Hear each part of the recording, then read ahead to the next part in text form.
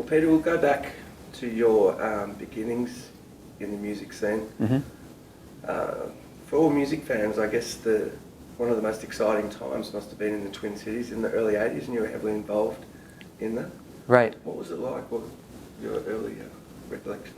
Well, I would say it actually began, the movement really in Minneapolis began before that. That was probably the start of what became the replacement Soul Asylum Husker Du era, was really begun in 1975 with a group called the Suicide Commandos.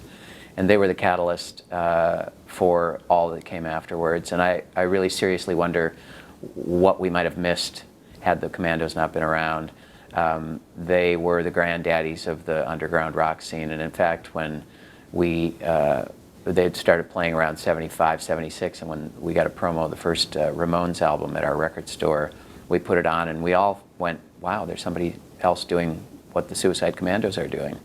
And to us, we thought it was this sort of a punk thing, but a little specialized kind of punk that we call comic book rock.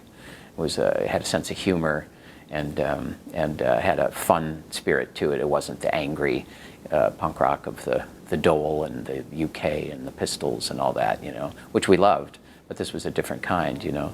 So we running a record store, and I also DJ'd in our club, and so I got to see all of the local musicians and the bands, and there was a point in 1977 where myself and another gentleman who ran a recording studio just said, we've got to start a record label because there's too many great bands here, and we've got to document it. We felt like we were forced to start a label. It wasn't our choice. We had to do it because there was just so much great stuff. And we started, main reason I wanted to start a record label was to record a guy named Kurt Almstead, who never went on to really become anything outside of Minneapolis, but he was a great vocalist, and his right-hand man was a guy named Bob Dunlap, who later became nicknamed Slim and played lead guitar for the Replacements in the latter half of their career. So there's significance in that, I guess, to the bigger picture. But we recorded 3 groups initially. Kurt, who at the time had a band called Thumbs Up, when we went into the studio, by the time we were done recording, he'd changed the name of the band to Spooks. So it was Spooks. We did a group called The Suburbs, and a third band called Fingerprints, which were all my old high school mates. And they also owned a bunch of the gear at the recording studio, and they were a great band. I'm not saying we were forced to put them out, but anyway, that was where it began, really, was in label started 77, started recording and looking at the bands that we wanted to work with in early 78. First releases came out in June of 78, and there were 3 7-inch EPs that ran at 33 1/3, beautiful picture covers, red vinyl. That was the kickoff to Twin Tone Records, and so that's really where it began. And then into the 80s, of course, as you said, there was the real explosion with Husker Du, Replacements, Soul Asylum, and that ilk. Were you aware that it was a special time when it was happening around? Absolutely, absolutely. We were probably cocky and naive about it to some extent, but we felt that what was going on in Minneapolis was every bit as good as what was going on in New York or London. Now looking back on it, I think that some of those groups and the recordings did not stand the test of time, but some of it did. So. You were running the label, as you just explained to us, but then obviously a lot of these bands went on to majors, so you got to experience the difference between the two. Was it a massive gulf, the independent world and the major label world? It was a massive gulf, but it's also, it's interesting to me to look back on it because now working with New West Records, I feel like we're as good at what we do as any other record label, indie or major. In some instances, I think that group coming to New West would do better than they would if they went to, I think we could do a better job than if they went to a major label or a lateral move to another indie. In the days of Twin Tone, we were very much content to be a farm team for the major labels, and we felt like that was our job, was to develop the raw talent and get it to the point where we could hand it off to a larger company.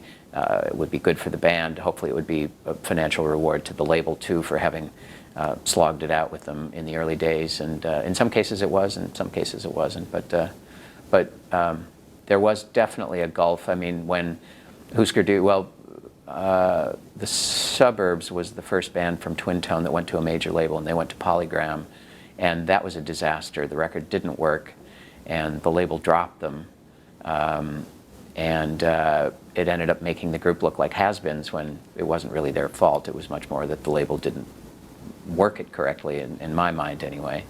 The Replacements were the next band that got signed, and they went to Sire. Seymour Stein signed them, and so definitely there was a big gulf.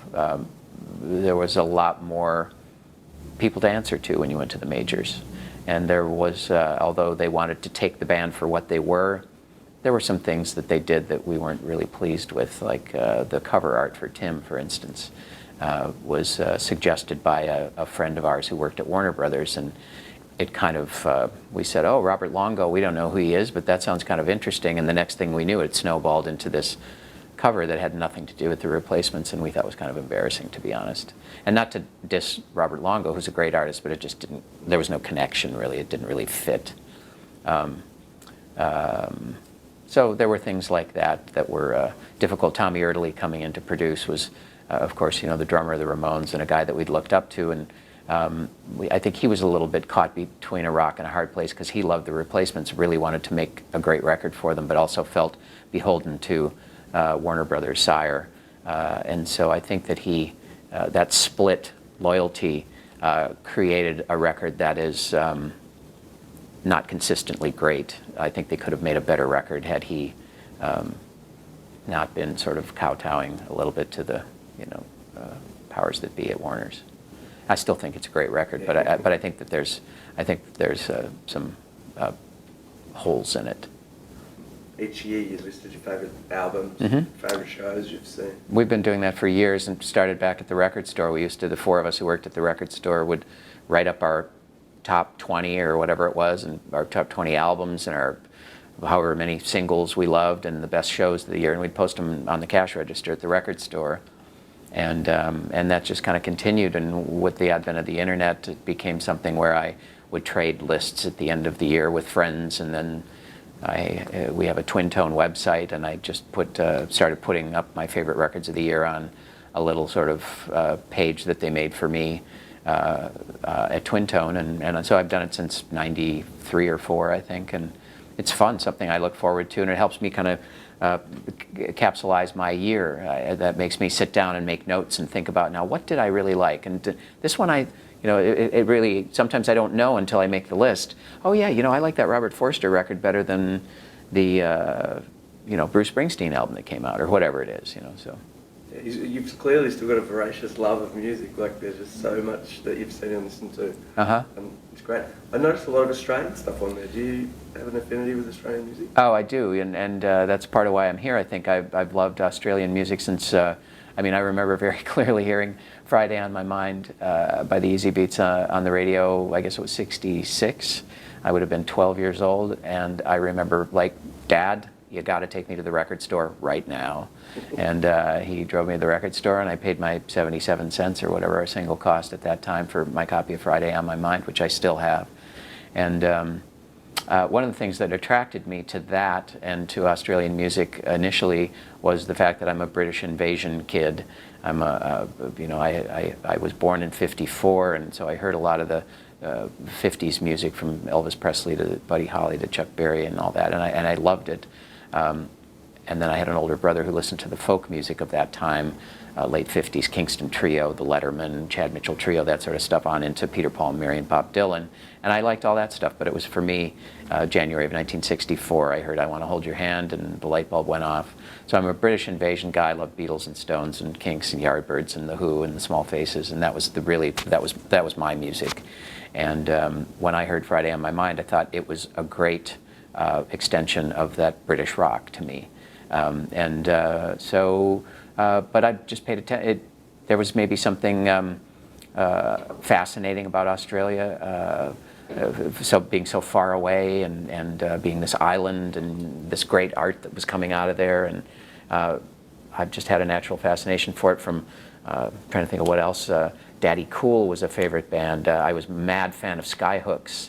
In fact, I had a cousin down here still lives in Byron Bay, who would send me the imports of the Australian pressings of the Skyhooks records, because they were different than what came out on Mercury in the United States, was the label that put them out, and they had different songs, and he'd send me 45s that had non-album B-sides and things, and that led me to Split Ends, and of course Crowded House after that, and it just goes, the Saints, I love the Saints, and the Go-Betweens, of course, one of the great rock bands of all time in my book.